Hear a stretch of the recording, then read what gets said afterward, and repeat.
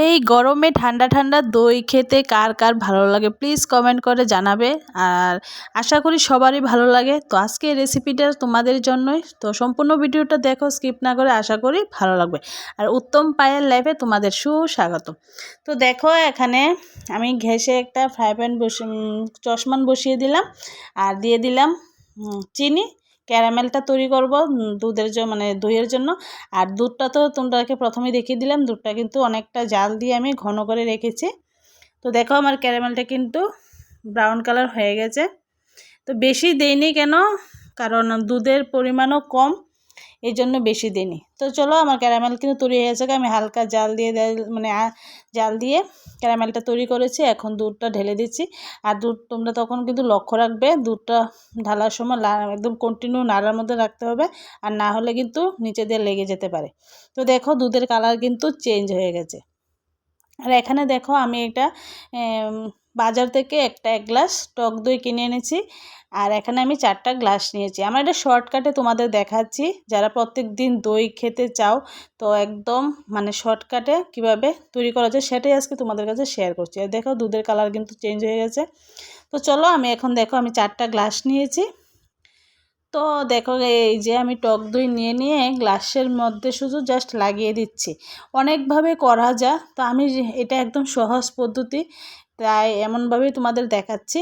আর যে গ্লাসের যে টক দইটা আছে এটা কিন্তু একটু ছাঁকনি দিয়ে ছেঁকে নিলে আরও ভালো হয়, কারণ যে জলটা মানে এক্সট্রা জল থাকে, জলটা কিন্তু মানে ফেলে দেওয়াই ভালো। মানে দইটা পারফেক্টভাবে বসে, আর নয়তো বা দইটা একটু হালকা পাতলাও থাকতে পারে। তো যাক আমি আর দই ছাঁকিনি, কিন্তু তোমরা তাও দেখতে থাকো কত সুন্দর হয়। তো দেখো আমার এই যে সাদাটা দেখছো গ্লাসের মধ্যে, সাদাটা কিন্তু একটু টক দই, এটার মধ্যে কোনো চিনি মিশানো নেই। আর 3টা আছে মিষ্টি দই, যেটা কালার চেঞ্জ দেখতেই পাচ্ছ, এটা সেগুলি হলো মিষ্টি দই। আর এই যে সাদাটা, এটা হলো টক দই। আর দেখো কত সুন্দর বাবুল হয়েছে। আর দুধের উপরে যখন এই বাবুলগুলি থাকে, তো দই হওয়ার পর লাস্টে যে মানে কি সুন্দর লাগে, দেখতে খুব সুন্দর লাগে। বাবুলটা অবশ্যই তোমরা দুধটা যখন কন্টিনিউ ভালো করে নাড়বে, তখনই বাবুলটা তৈরি হয়ে যাবে যখন দেবে এর মধ্যে। চলো আমার এখন দেখো আমি পেপার দিয়ে ঢাকা দিয়ে দিয়েছি, আর এখন উপর দিয়ে একটা বেডশিট দিয়ে ঢাকা দিয়ে দিলাম। তো এখন চলে আসলাম সকালবেলা। এটা আমি সারা রাত্র এমনই ছিল, এটা রাত্রেবেলা তৈরি করেছি। তো এই সকালে আসলাম, সকালে এসে তোমাদের দেখাচ্ছি। আর তোমরা টাইম পেলে একটু রৌদ্রেও 10-15 মিনিট বা আধ ঘন্টা রৌদ্রেও দিয়ে রাখতে পারো। তো আমি আর রৌদ্র দিইনি, তোমাদের জাস্ট দেখিয়ে দিচ্ছি। তো আমার দেখো মানে এটা আমি তোমাদের সহজ পদ্ধতিতে যে প্রত্যেকদিন কীভাবে মানে কোনো ঝামেলা ছাড়া সহজ কিভাবে করা যায় সেটা আজকে শেয়ার করেছি।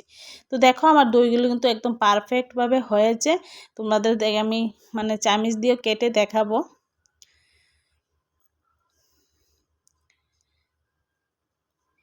এই যে দেখো একদম নড়ছে না, পারফেক্টভাবে কিন্তু বসে গেছে। আর দেখাচ্ছি, এই যে দেখো একটু হালকা জল দেখা যাচ্ছে চামিচের মধ্যে। আমি তোমাদের প্রথমেই বলেছিলাম যে টক দইটা যখন দিয়েছিলাম একটু ছাঁকনি দিয়ে ছেঁকে নিলে তো পারফেক্টভাবে এটা থাকে, নাহলে হালকা জলটা, এই যে জলটা বেরিয়ে এসেছে।